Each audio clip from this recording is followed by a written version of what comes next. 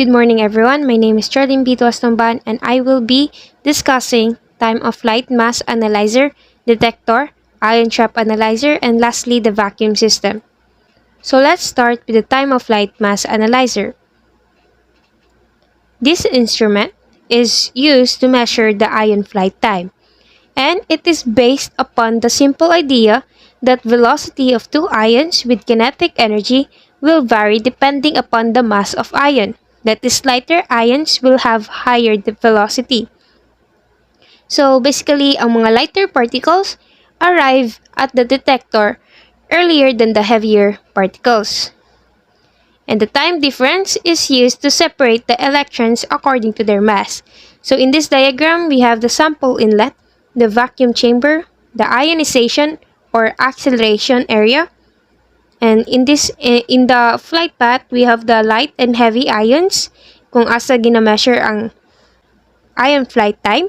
And then ang last kay ang ion detector. So, as you can see, I've drawn a simple diagram to discuss the actual details of how a time of flight mass spectrometer works. And also, I will discuss explain the individual little steps that you need to know. Let's start with step 1. This is where your sample is injected to the machine. Now, your sample must be in a gas phase or a liquid phase. When it's injected into the machine, it can't be a solid, and any solid must be dissolved to form a solution. So that's really important. At this point, we're injecting our sampling, so we call this stage injection. When it enters the main cavity, we actually have a little heater here. And if our sample is liquid or a solution, then it needs to be vaporized. Most samples are actually liquids or solutions, so this is a really important step. And gases travel through the mass spectrometer a lot easier.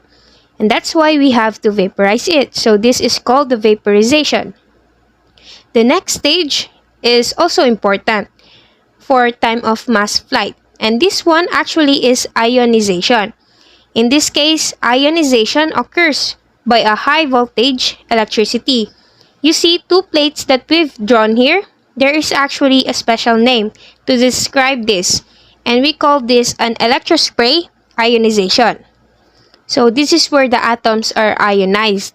That means that an electron is knocked off to form a positively charged ion.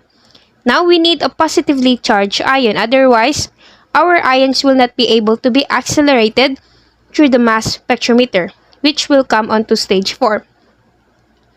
Now if they can't be accelerated, they won't move anywhere, not just collect yet, which makes them useless effectively. So we'll come on stage for now, which as I say is acceleration. Acceleration is actually caused by a negatively charged set of plates with small gap in between them. And this negative charge is obviously attracting the positive ions straight through of them into the next chamber, and which is called the ion drift chamber. And this part is the main basis of time of flight. So as you can see, I have represented different ions in different colors. Now these represent the masses of the different ions going through. So for example, the green ones are the lighter masses, the amber ones are medium masses, and lastly, the red ones are the heavier masses. How time of flight is a really unique thing because it measures how long it takes for these ions to fly through the mass spectrometer. So it's very important to know these things. So ayun nga, these ions have the same amount of energy. It's kinetic energy, and napod sila'y constant speed. So they are traveling through at a constant speed. However, some of them, for example, the lighter one, will actually go through quicker than your heavier ones. But crucially, they don't lose speed as they go through. And finally, kani sila kay maigo sa last lead, which is ang detector. So basically, ang detector is just an electronic plate. When the ions hit the detector, an electric current is produced, and this is sent to the computer to produce your spectrum, which is over here. So that is how the time of flight mass analyzer works. Next is the detector. It is the final element of the mass spectrometer, and it records either the charge induced or the current produced when an ion passes by or hits a surface. So, ang electron multipliers and conversion diodes are used as a detector in frequent combination with conversion diode, which is a device to increase sensitivity. And the conversion diode is a surface that is held at high potential so that ions striking the surface produce secondary charged particles. The ion beam from the mass analyzer are focused on the conversion diodes.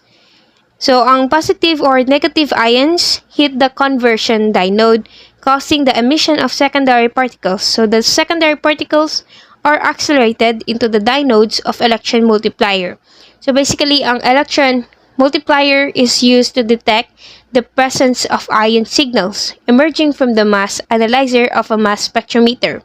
And it is essentially the eyes of the instrument. Next. Next is the disadvantages of the time of flight mass analyzer.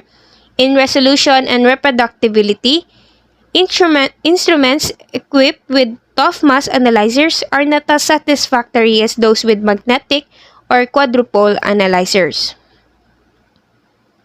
Next instrument is the ion trap analyzer. An ion trap is a device in which gaseous anions or cations can be formed and confined for extended periods by electric and magnetic fields. So, it is a combination of electric or magnetic fields used to capture charged particles in a vacuum. Ion traps have a number of scientific uses, such as mass spectrometry, basic physics research, and controlling quantum states. And there are two most common types of ion traps. The penny trap and the pole trap are also known as the quadrupole ion trap. So first, what is a pole trap?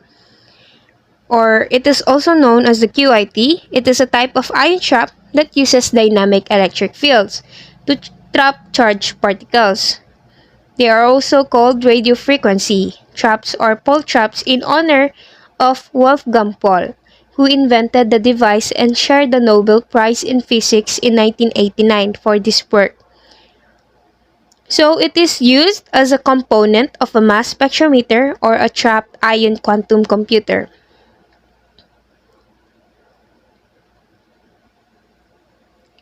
So this right here is a diagram of the QIT. I'm going to explain how it functions.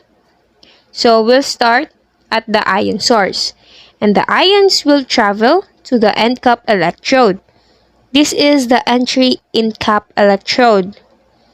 The end caps are charged by AC current. If the current is negative, then the ions will be allowed to pass through. And if the current is positive, then it will act as a gate and stop the ions from passing it. This is important because the pole trap can only function with so many ions inside the trap. Once inside the trap, the ions will float around. Some of them will coalesce in the middle and some of them will be flying around widely on the outside. They won't touch the edges due to the charge. Instead, if they fly too far outside, they will exit the QIT and then go to the detector, and both the end caps are charged with AC current, and the ring electrode is actually charged with DC current. That's the way it uses the RF plus DC potentials to separate mass charge. So, we also have two key formations, the linear 2D linear trap and the 3D ring trap. Sa 2D linear trap consists of 4 parallel rod electrodes that produce a quadrupole electric field which traps the particle radially. And the particles are only confined in 2 dimensions, so they can move along the third dimension and escape the trap, allowing them to be used as mass spectrometers. And also they have advantage of being able to store more ions than the 3D one. On the other hand, ang 3D trap is made up of a ring electrode held in between two end-cap hyperbolic electrodes, using a combination of oscillating and static electric field to produce the 3D quadrupole electric potential. Here, the particles are trapped in all three directions so they cannot escape. Next is the penning trap. This was first built by Hans Demelt at the end of the 1950s, and it is named after Franz Penning for his work on the penning ion and a vacuum discharge tube inside which the electrons move on spiral trajectories and undergo hundreds of ionizing collisions, producing an amplified current. So building on Penning's ideas, Demelt produced a trap for charged particles using a combination of quadrupole electric fields and axial magnetic fields. His efforts lead to a share of the 1989 Nobel Physics Prize alongside with Wolfgang Paul for their contributions to ion trapping techniques. So in the first diagram, this is the penning trap design with the same electrode arrangement and oscillating electric field as the 3D pole trap but with a uniform magnetic field included. And in the second diagram, it is the motion of charged particles trapped in the penning trap. So the next diagram, this is the drawing of a schematic penning trap, some kind of ion cage for the storage of charged particles by the use of a constant electric field generated by a quadrupole and a superposed constant and homogeneous magnetic field generated by a surrounding cylinder magnet, and the particle indicated in red is stored in between caps of the same polarity, and the particle is trapped inside a vacuum chamber. In the second diagram, it shows the shape of an epitrochoid, shown by the red line. They are formed by the point on one circle and rolling around the outside of a larger circle, which is the blue one. So, the advantages of the penning trap over the pole trap include there being no particle micromotion, as only static fields are used, and the ability to build larger penning traps while still maintaining trapping. Next is the vacuum system. Diffusion and turbomolecular pumps often used to achieve the high vacuum necessary for operating many mass spectrometers. These pumps are used with a rough pump or fore-pump to move gas molecules from inside a vacuum chamber, a mass spectrometer, to outside the system. Although the pressure achieved by these two pumping systems are similar, the cost of equipment, the operating costs, and the procedures and speed of pump, down, and vent cycles are quite different. So the necessity of vacuum pump. First, at any pressure, gas molecules move in random directions, changing directions of motion only through collision. The mean free path, or the average distance between collisions of gas molecules, can be calculated, and this parameter serves to define the conditions of viscous and molecular flow. When the mean free path of the gas molecules exceed the dimension of the vacuum container, the system is under molecular flow conditions, and under such conditions, the residual gas molecules move without colliding with other gas molecules, instead ultimately colliding with the surfaces and devices with the vacuum chamber. And lastly, pumping is accomplished when a net or non-random direction to the movement of residual gas molecules in the vacuum chamber is attained. So there are two types of pumps, the diffusion pump and the turbomolecular pump.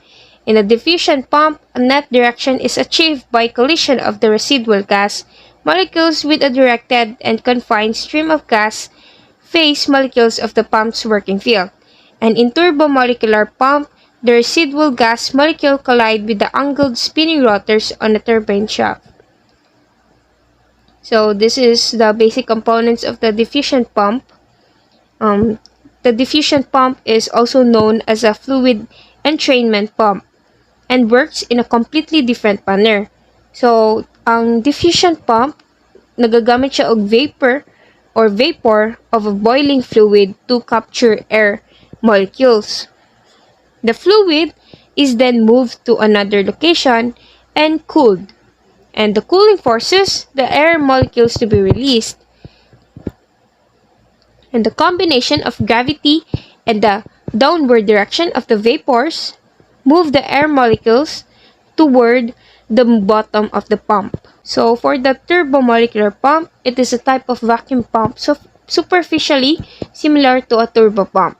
It is used to obtain and maintain high vacuum since function ng vacuum system in mass spectrometry is that mass spectrometry requires high vacuum to prevent ambient gas molecules from colliding with the ions during ion separation. These pumps work on the principle that gas molecules can be given momentum in a desired direction by repeated collision with a moving solid surface. So, in a turbomolecular pump, a rapidly spinning fan rotor heats gas molecules from the inlet of the pump towards the exhaust in order to create or maintain a vacuum. The mass spectrometry is one of the most popular analysis methods. A mass spectrometer analyzes the composition of chemical substances by means of partial pressure measurement under vacuum, and they are used to analyze gases pumped down with the vacuum system to the system's working pressure.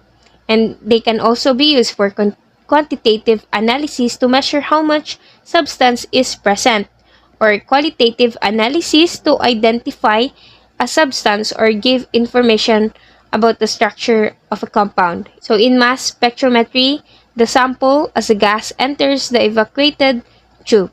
Electrons from the sample atoms or molecules. So that will be all for my report, and thank you.